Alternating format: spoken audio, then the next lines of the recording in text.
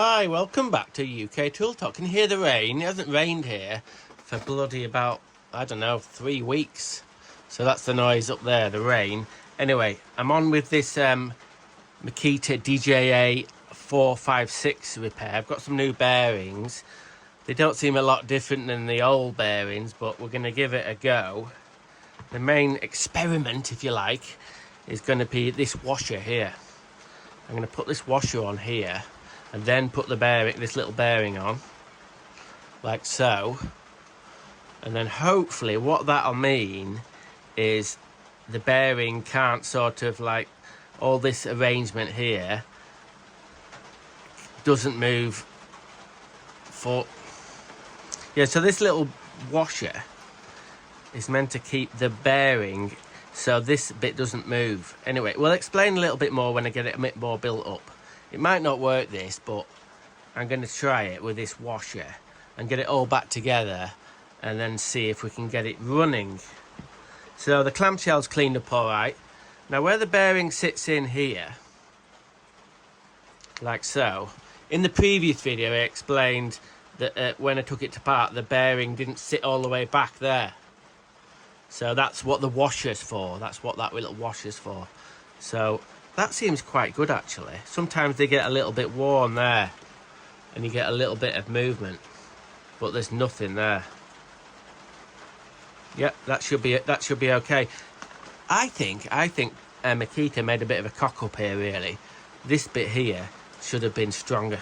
Should have been a thicker plastic there, so there was less chance of that moving there. Right, so this should go back together. I was thinking of building that up a little bit, making that a bit stronger, but I'm not going to bother. I'm going to put it all back together and then see if it runs. That's the main bloody thing. So that's that one, but a colleague at work has given me one of these, which is the old Makita DJA 452.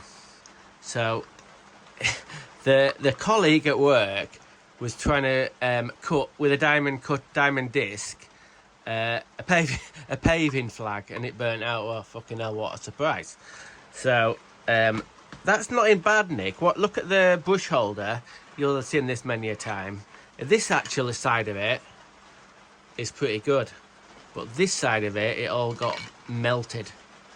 So I've cleaned it all up best I can. I need to clean it some more, and I'm thinking the brush holder is going to be okay. I've bought some new brushes. To be honest with you, I've made a bit of a cock up really, because I don't know, I got a pair of brushes and that was £5, and for £8 I could have got a new brush holder. I should have got that just in case this bottom bit here where the bearing sits, that had gone a little bit loose, but I've got a little bit of a plan for that. So that's on the sort of like yeah, that's another project. So I've got 2 projects at the moment, which is quite good. I like being busy and whatnot. So we're going to get this one back together, and then I might do a little bit more filming in the middle, and then we'll test that one. Not bothered about that one.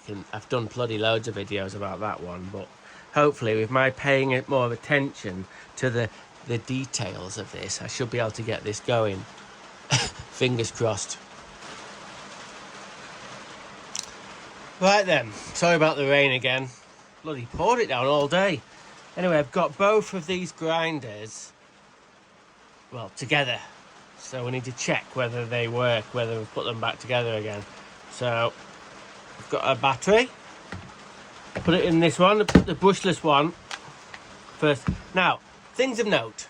I've worked on these before and I've had sort of some good results, a lot of bad. I don't know if it's the switch. I can have a go at it, and I've probably had some results, but with the motor, no, I've mainly failed. So as I've said in the last video, I've really took my time. I've replaced the bearings. I've put that washer in just to see if it'll sort of keep it all straight. So anyway, no time like the present. Well, to tell the truth, I'm surprised, even though there is a little bit of a problem.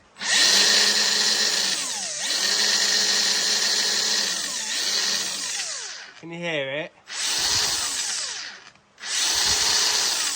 It's got like a grinding noise in there. And I think what's happened is with that washer, putting the washer in, it's pushed everything forward a little bit, and I think where the worm drive goes onto the other bit, I think it's sort of grinding a little bit, but I put loads and loads of grease in there, so I think over a bit of time I think it'll smooth up. I don't think that's a problem at all. So I'm stoked. Honestly, I didn't think I was going to be able to fix it, but I really went for it regarding really think about it, get the old grey matter going, and I've got that one going. The other one, while we're at it, the other one, I didn't have the same sort of doubts about whether I could fix these, because I've done loads of these. Done absolutely loads of these, and even if the brush carriers were completely melted, yeah, I think I still could have got it working. So yeah, there's no big surprise.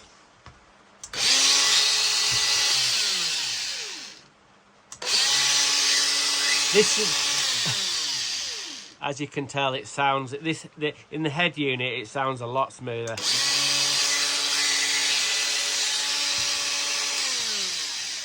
Now then, out there, do you like the switch like that, the on-off switch? Or do you like the paddle switch? Let me know. I'm kind of, I don't know. I used to love the paddle switch. But with the other switch that just goes on, you can switch it on. And you can hold it wherever you want. So, I'm not sure. I like both. We'll say I like both. I like the switch, the on-off switch. And the paddle switch.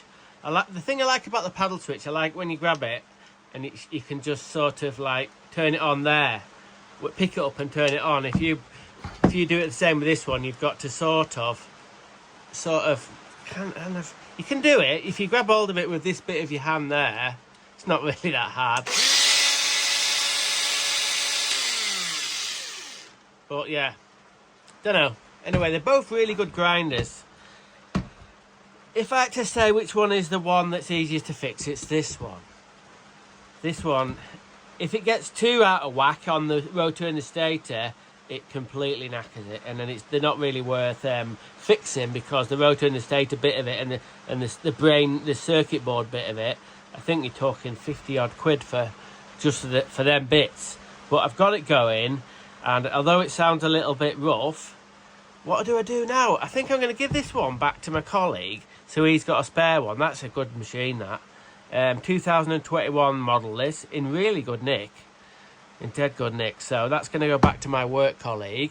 And this one, not sure. Don't know. I might see if I can put it on eBay and sell it. I'm not sure. I think it'll just sit here and not get used. I could potentially get 35 quid for it. I talked to the contractor, the colleague who got this off, and I said to him, do you want it back so you can have a spare one? I said, you know, I'll fix it. I love fixing power tools, so I'm giving this one back to my other work colleague. And I said to the other work colleague, who's this one was, he's bought a brand new one of these, and I said, do you want it back to keep as a spare? And he said no. So this is mine now. This is mine to do with whatever I please. Either keep it from a workshop, or just sell it for 30. I might probably end up selling it, but I'll have to give it a little bit of testing first, because I'm actually going to take it apart again in a minute, and I'm going to see if I can figure out where that grinding is coming from. I think it's coming from this head, and I think it'll sort itself out because it's warm there. The motor's really, really cool. I know I've just run it up with no load, but it's warm just there. So I think it's sort of like the two sort of gears are sort of nipping on each other, I think. Anyway, that's not a major thing. I think it will sort itself out. So, there we go. 2 grinders fixed. I didn't think I'd be able to fix this one, and I fixed this one as well. Anyway, big thanks to everybody who watches my daft videos. I am going to still make them. Like I said, if I'm tinkering around with the grinders, and then I might as well bloody film it and then show you rabble. Anyway, okay. You take it easy, and I'll see you next week on UK Tool Talk.